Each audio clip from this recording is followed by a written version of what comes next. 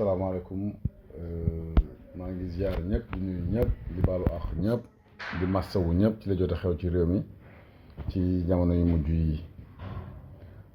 li may wax nag man je m'adresse à Macky Sall ak son gouvernement dama jàpp ne Macky dafa bëgg a am loo xam ne waxuma yonent bi de mais yàlla mi sàkk jaam bi sax amu ko mooy l'unanimité yàlla sàkk na ay jaam yi nanguwuñ ne moom existe na te mu mënoon leen a changé mbala mu rey leen mais terewul ci maanduteem maanaam li ñuy woowee démocratie dafa na bàyyi ci seen gëm-gëm yow Macky nga ne da ngay ñëw ci réew mi kenn du la opposé benn Sénégalais du la opposé loolu mënul nekk li yonent bi amul yàlla amu ko mënoo ko am nit ñi dinañ la opposé nga xam ko ak nga bañ ko xam te day leer am na ci ñoo xam ne ni seen opposition dafay leer d'accord ñu ak yow donc dinañ ko doxee di ko jëfee dafa am nag lu ñaaw loo xam ne ni yaa ngi koy indi ci di ko teg ci deru Sénégal te bii mooy deuxième fois ma constaté muy am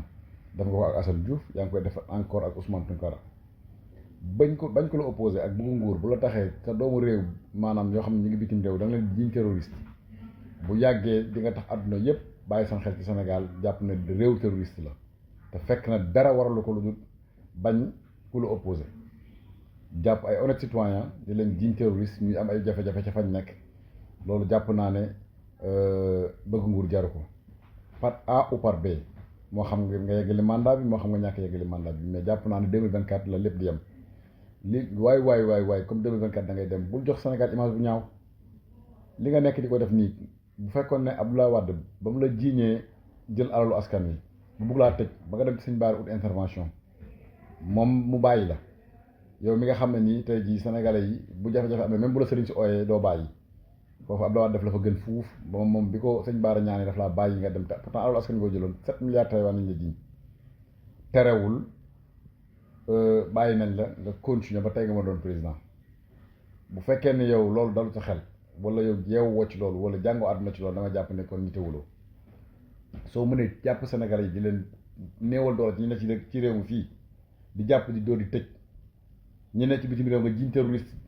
jiiñ ay nit ne dañ lay menacer de mort je pense que tu es très petit tu es trop petit pour man loolu yow war nga ko weesu donc ñu koy naqarlu ci suñu biir xol Ousmane Tounkara bi ngay wax di ko jiiñ terroriste pour sénégalais yi am jot information bi dégg na bàyyi nañ ko bàyyiwuñ ko ba tey ñu ko téye te lépp ci Macky Sall ak ñam àndal ay ñooñam ñoo comploté pour jël jàmm yàlla boobu teg ko jafe-jafe teg ko ci barab mais seetlu woon ni bi nga indee Assane Diouf Sénégal ñaata Assane Diouf a judduwaat ci réew mi bi nga boo jàppee Ousmane Tounkara ni ko jafe-jafe yi ay junni Ousmane Tounkara nañ judd ci réew mi parce que yàlla moo def ci àdduna képp ku fi nekk dina am ñu ñàkk ànd ak yow parce que ñu ñàkk ànd ak yow leen na xare ci ñoom da nga koy xoolee ñi ànd ak yow nga bànneexoo ci ñoom waaye tey ñëpp ànd ak man ku ànd ak man ma faagagal la Macky loolu mënoo ci dara da ngay sonn nit ñi dañ la opposé ni nga mel nag noonu la nga transformation institution yi rek mooy yàq der sosal jaamu yàlla yi indi leen jafe-jafe noonu la sa lépp mel ñëpp ñoo xam ne ñu ngi liggéey ak yow noonu la ñu mel suñ institution yi actuellement foofu la ñu toll te loolu ñaaw na ci démocratie Sénégal ñaaw na ci xar kanamu réew mi donc ñu ngi koy naqarluwaat ci suñu biir xol pour sénégalais yi Ousmane Tounkara ba tey ñu ngi ko téye ca kaso ba te Macky Sall ki ñoom àndal ñoo ko teg parce que d'accordul ak ñoom yàlla nag moo la ëpp doole fuuf li fi jaar yépp jàll ñu conjugué ko au passé ñoom nga fi jaaree ñu jàll ko nga jàll ñu conjugué ko au passé Senghor conjugué nañ ko au passé ñoom ñëpp di leen fekki ñun ñëpp bës dana jot ñun ñëpp ñu tëdd ci suuf ñu àttee ñu li nga xam ne nii moom lañ doon def ci réew mi fii waaw di la dolli ci loolu di la wax ne ñun nag ragal luñ ci li ñu nekk minute bu ngeen ñu jàppoon di ñu rey dëgg duñ ko bàyyi te dañ koy wax parce que mooy mujj allahumma salli ala sayyidina muhammad wa sallim yàlla na Sénégal yàlla def ci jàmm dimbali ñu taxaw ñu ba dictateurs yi mel ni ñoom Macky Sall yii yàlla jëlee ñu leen fi indi fi ñu bëgg réew mi ñu entre ñun Sénégal ñu ànd defarandoo réew mi liñ naan un peuple un but une foi au moins suñu devise bi ak suñu li ñuy woowee pays de la teranga yooyu yëpp ñu ñuy wax ñu mën koo jëmmal muy njëriñu réew mi jërëjëf.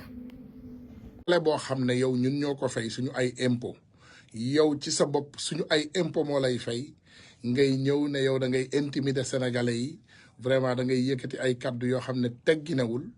amul tànk amul genn nga yaakaar vraiment ne que yow vraiment tu es au-dessus de tout dafa xamagul li divine justice xam nga justice divine ñu bari xamuñu ko. Je pense que Macky Sall démb mi ngi ñu doon wax ci ay waxu pharaon di ñu wax ci ay waxu printemps arabe mais moom ci boppam ngelaw li mi ngi koy upp waaye yëgul ne ngelaw laa ngi koy upp waaye El Hadj li wolof Njaay di wax la rek la ca kanam raw li bët man am naa sama ngëm-ngëm ñoom am nañu seen ngëm-ngëm te am naa lu ma wax ak yow te loolu teguma ko fenn lu dul ci yàlla te incha allahu rabbi je dis aux Sénégalais que donnons-nous rendez-vous que ces jours qui viennent incha allah on va marcher sur le palais te bu soobee yàlla ak yonente bi El Hadj Macky Sall dinañu abal Sénégal ci nii wala ci naa loolu du ay waxu kese parce que les Sénégalais aujourd'hui ils ont pris leur destin en main kenn mënul gis lii xew Sénégal nga jàppee ko ay caaxaan parce que caaxaan jeex na ba gone réew mi yëpp fippoo ñu ne non non non on ne veut plus de toi parce que tey benn kàddu rek ngay dégg ci Sénégal yëpp boo laajee téeméeri sénégalais tey ndax Macky Sall dafa war a toog wala dem tu vas trouver que au moins les 85 sont d'accord que Macky Sall dafa war a dem. mais dañ ko faloon pour 5 ans. waaw. 2024 la war a jëm donc déjà ñu ngi wax ne na dem. wal defe naa loolu yow mën nga ko tontul sa bopp. je pense que ñoñoom ñi nga xam ne ñoom la ñu jëlee woon ci seen réew ci ay printemps dañ leen faloon aussi. effectivement doomu aadama mën na laa fal. Kanta ñun déjà ñu ngi ne sàcc ndënd yomb na waaye fa nga koy tëggee moo jafe. déjà ay élection yu jaar yoon jaarul woon Sénégal donc Macky Sall li ko topp nii tey li mu jël ngëm-ngëmu ndaw yooyu mu foqati ko seen loxo nangu leen jox seen ay carte d'identité pour ñu voter élection ñëw mu labaj ko def ko nu ko neex conseil constitutionnel am ñëw validel ko doomu aadama yi noppi mu yaakaar ne dañ ko ragal parrainage bi mu tànn ñi ko neex. gis nañu fi xoxotal Karim Wade faagaagal ko gis nañ fi xoxotal ki nga xam ne moom mooy Khalifa Sall faagaagal ko. dañu doon dégg toujours nga xam ne du doon benn man bokk naa ci ñu jàppoon ne quand même bu dee def nañ ko Karim daf ko Khalifa pourquoi pas ki nga xam ne moo di Ousmane Sonko. El Hadj Miss Monde ak la dame la plus vilaine du monde mënuñoo doon benn loolu xam naa borom xam-xam yi mën nañ la ko wax xam nga lu tax ma jël exemple boobu. ma jëlal la exemple par exemple tey exemple Nabillahi Moussa mi ñuy wax mais yàlla moo ko sàkk ma waaye dafa am lu mu def ci moom lu mu deful ci man mu amoon ci ay temps benn pharaon boo xam ne maanaam dafa demoon ba yëg boppam ba yaakaar ne moom am na maqaamay yàlla wàccel ko lu tuuti muy doomu aadama boo xam ne moom moo ko yar ci biir këram doomu aadama boobu moo ko fa jëlee Macky Sall ak Ousmane Sonko boo xoolee seen exemple temps yi ñëw wute ba it's almost the same. Ousmane Sonko est le produit de quoi? Du ma ne système de mais il est le produit de quoi? L'administration sénégalaise. Ousmane Sonko dafa jàng école administration dem di liggéeyal administration benn nit moo ko jëlee ci administration boobu Macky Sall lan moo tax mu jëlee ko fa njub du lu mu luubal de du lu mu sàcc lu mu jub di laaji question moo tax ñu jëlee ko administration lan la yàlla def yàlla dafa def par force Macky Sall di fay salaire Ousmane Sonko assemblée nationale bu ma nee mu koy fay en réalité sénégalais yi ñoo koy fay ndax administration aussi sénégalais yi ñoo koy fay waaye nga jëlee nit fu tuuti nga forcé yàlla yëkkati maqaamaam yow loolu yëpp amulooti jàngat ba léegi ñoom ñu nekk ci yeneen nguuta ñu ne ñoom dañuy jël ay carte yaa yoo dañ koy jaxase maanaam da ngay jël nit koo xam ne ñëpp dañ ko respecté am fuñ ko teg mu am benn posture boo xam ne moom la ñuy doxee ñu ne non non dañ koy indil beneen posture bi nga xam ne ñëpp moom la ñu gis déedéet dañuy dindi boobu ñu indi beneen posture bu bees El Hadj dina am lu ma fiy cof tey loolu exclusivité la te ñii nekk Sénégal yëpp kenn mësu ko cee dégg dinaa la wax dara ndaw si ñu tuddee Adji Sarr keroog bi muy ñëw ci salon ndaw soosu pour la deuxième fois dina ndaw si jël ma liggéey. lu tax mu nekk la deuxième fois. dafa njëkk liggéey ndaw si dàq ko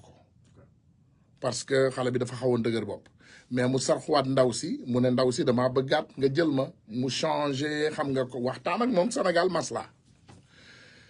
El Hadj ndaw si jël ko mu liggéey. Et là, j'ai eu la chance d'avoir des informations exclusives. ndaw si keroog bi Adji Sarr ñëwee këram pour la première fois dafa fekk ndaw si ëmb. Elle était enceinte de 6 à 7 mois. borom salon bi dafa biiroon de 6 à 7 mois. déglu lii dafa am solo dama bëgg sénégalais yi déglu lii bu baax. ndaw si yónni jëkkëram mu dem jëndal ko meewu Bridel pour être précis. meewu Bridel. bi mu demee mu jëndal ko meewu Bridel ndaw si ne mu naan genn wàllu butéelu meew bi dugal ko ci biir frigo bi dem tëddi nelaw. ndaw si jóg ba xaaju guddi genn wàllu butéelu Bridel bi des mu dem naanaat ko bi mu ko naanee rek biir bi attaqué ko. ndaw si ñaari doom la ëmboon xam nga ñu ngi wax benn doom bu prématuré moo fa nekk ndaw si ay seex la ëmboon. biir bi commencé xel li ndaw si woo jëkkër ji ñu woo ambulance.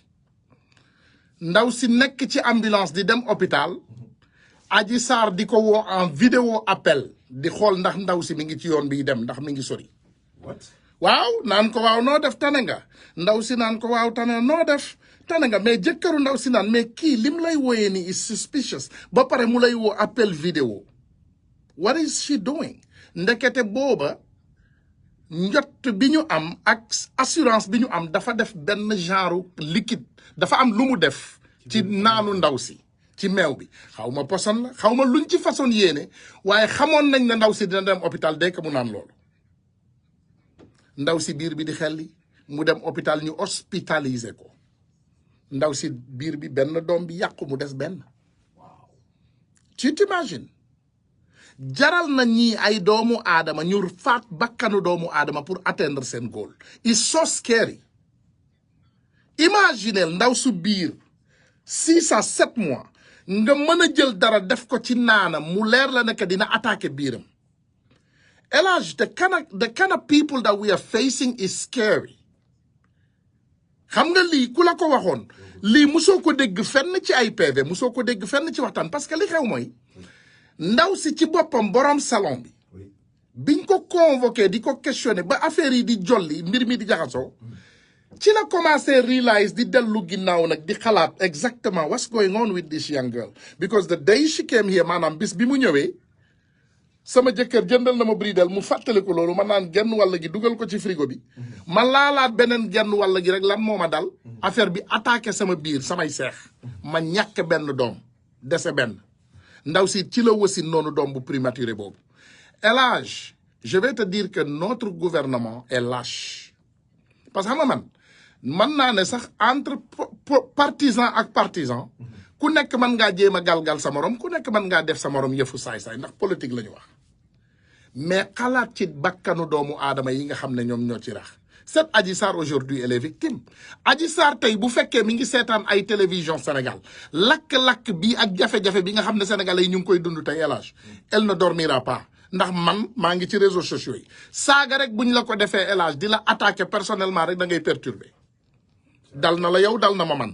waxatuma laa nag ñu attaqué sa personnalité di saaga sa ndey guddeeg bëccëg di la attaqué dëkk di lakk ndax yow Sénégal masta benn doomu aadama masta taal Sénégal ay idée ñoo ko doon taal ay problème ñoo doon am ay jafe-jafe ay grève ay élèves wala yeneen te daanul yegg maqaama bi tey benn yaakaar bi nga xam ne jeunesse sénégalaise bi am nañ ko espoir la xamuñu lu muy dooni suba ndax gisoon nañ ci baram